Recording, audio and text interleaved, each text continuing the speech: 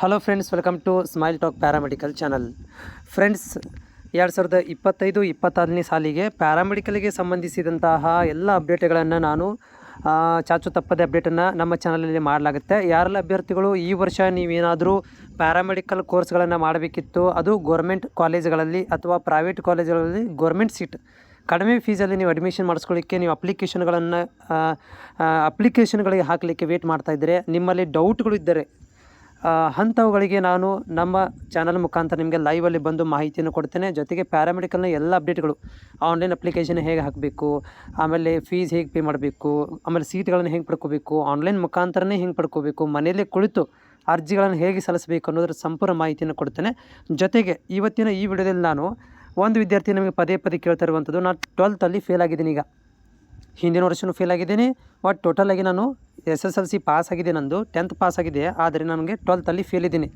So 12th fail ಇದ್ದೀನಿ. ಈಗ ನಾನು ಪ್ಯಾರಾಮೆಡಿಕಲ್ ಮಾಡಬೇಕಾಗಿದೆ, ಬರುತ್ತಾ ಅಂತ ನಿಮ್ಮ ಒಂದು ಪ್ರಶ್ನೆಯನ್ನು ಕೇಳ್ತಾ ಇದ್ರಿ, ಲೈವಲ್ಲಿ ಬಂದಾಗ ಕೂಡ ಕೇಳ್ತಾ ಇದ್ರಿ.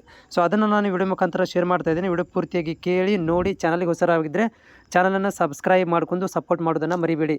ನೋಡಿ ಅಭ್ಯರ್ಥಿಗಳು, ಯಾರೆಲ್ಲ ನೀವು ಫೇಲ್ ಆಗಿದ್ದೀರಿ, ಓಕೆ, ಸೊ PUCಯಲ್ಲಿ ಫೇಲ್ ಆಗಿದ್ದೀವಿ ಸರ್, ನಮ್ಗಳಿಗೆ ಪ್ಯಾರಾಮೆಡಿಕಲ್ ಮಾಡಬೇಕಾಗತ್ತೆ, ಬರುತ್ತೆ ಅಂತಂದರೆ ಖಂಡಿತವಾಗಿಯೂ ಪ್ಯಾರಾಮೆಡಿಕಲ್ ಬರುತ್ತೆ. PUC ಫೇಲ್ ಆದವರು ಕೂಡ ಪ್ಯಾರಾಮೆಡಿಕಲನ್ನು ಮಾಡ್ಬೋದು. ಹೇಗೆ ಬರುತ್ತೆ ಪ್ಯಾರಾಮೆಡಿಕಲ್? ಯಾಕಂದರೆ ನಾವು ಫೇಲ್ ಆಗಿದ್ದೀವಲ್ಲ PUCಯಲ್ಲಿ ಅಂತಂದರೆ, ನೀವು PUCಯಲ್ಲಿ ಫೇಲ್ ಆಗಿದ್ದೀರಿ, ಅದನ್ನು ಸೈಡ್ಗೆ ಇಡಿ. PUCಯಲ್ಲಿ ನೀವು ಫೇಲ್ ಆಗಿದ್ದೀರಿ, ಅದನ್ನು ಸೈಡ್ಗೆ ಇಡಿ. ಅದನ್ನು ನೀವು ಎಕ್ಸ್ಟರ್ನಲ್ ಕಟ್ಟಿ ಪಾಸ್ ಮಾಡ್ಕೊಳ್ರಿ, ಎಕ್ಸಾಮ್ ವರ್ಷ ಕಟ್ಟು ಪಾಸ್ ಮಾಡ್ಕೊಳ್ರಿ. ಆದರೆ ನೀವು SSLC ಬೇಸ್ ಮೇಲೆ ನೀವು ಪ್ಯಾರಾಮೆಡಿಕಲನ್ನು ಮಾಡ್ಬೋದು. SSLC ಬೇಸ್ ಮೇಲೆ ನೀವು ಪ್ಯಾರಾಮೆಡಿಕಲ್ ಕೋರ್ಸ್ಗಳನ್ನು ಕಂಪ್ಲೀಟ್ ಮಾಡ್ಕೋಬೋದು. SSLC ಮೇಲೆ ನೀವು ಯಾವುದೋ ಕೋರ್ಸ್ ಪ್ಯಾರಾಮೆಡಿಕಲ್ದು ಅಪ್ಲಿಕೇಶನ್ಗಳನ್ನು ಹಾಕ್ಬೋದು. ಯಾವುದೇ ಥರಂಥ ತೊಂದರೆ ಇಲ್ಲ. ನೀವು PUC ಫೇಲ್ ಆಗಿದ್ದರೂ ಕೂಡ ಪ್ಯಾರಾಮೆಡಿಕಲ್ SSLC ಮೇಲೆ ನೀವು 3 ವರ್ಷದ ಕೋರ್ಸ್ಗಳನ್ನು ಮಾಡ್ಕೊಳ್ಬೋದು.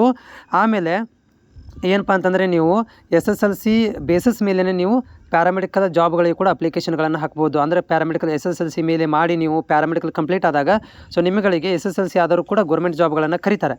ಓಕೆ, SSLC ಮೇಲೆ ಪ್ಯಾರಾಮೆಡಿಕಲ್ ಆದವ್ರನ್ನ, ಸೊ ಆವಾಗ ನೀವು ಅಪ್ಲಿಕೇಶನ್ ಹಾಕ್ಬೋದು. ಅದು ನಿಮ್ಮ PUC ಈಸ್ ಅ ಸೆಕೆಂಡ್ರಿ.